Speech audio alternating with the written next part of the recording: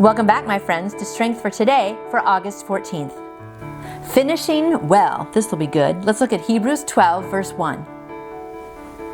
Hebrews 12, verse 1 says, "Therefore, since we are surrounded by such a great cloud of witnesses, let us throw off everything that hinders and the sin that so easily entangles, and let us run with perseverance the race marked out for us."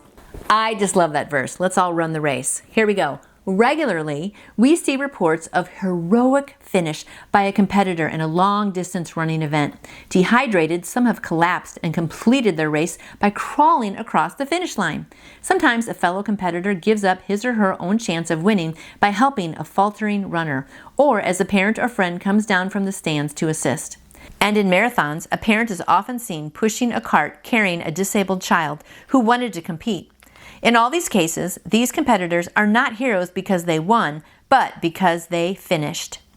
Finishing the race is the image of the Christian life as presented in the New Testament, with endurance and perseverance being the traits called for.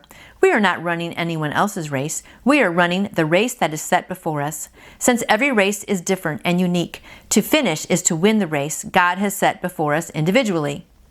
The late Ravi Zacharias said, "Beginning well is a momentary thing. Finishing well is a lifelong thing." Look at this day as one step in your race to glory, fueled by endurance and perseverance. That was a really good one, and it's just really encouraging to me because sometimes I feel like on my race of life, I feel like sometimes I'm not going very far or very fast, and sometimes I feel like I'm just plodding along, and sometimes we have those days where it's like 3 steps forward and 2 steps back, and some days I think it's even, like 2 steps forward and 3 steps back, but it's a lifelong journey, and we're just called to persevere, and we're not called to be the fastest or the strongest. God wants us to run our race. He's given you a race, and He's given me a race. So I hope today, my friend, that you run your race with perseverance. And when you get knocked down, look around. There's plenty of people and friends that can pick you back up again. And when you're running and you see someone else has fallen down, stop and pick them up. That's what we're called to do on this lifelong journey, is just to be linking arms with everyone around us and helping people up and just helping the next person and the next person on their journey. And that helps us on our journey too. So I hope you persevere, and I hope your journey is going well. And even if it's not, just reach out to God. He will hold your hand and walk you through. And one day, my friend, you will get to that finish line and you will hear, "Well done, good and faithful servant."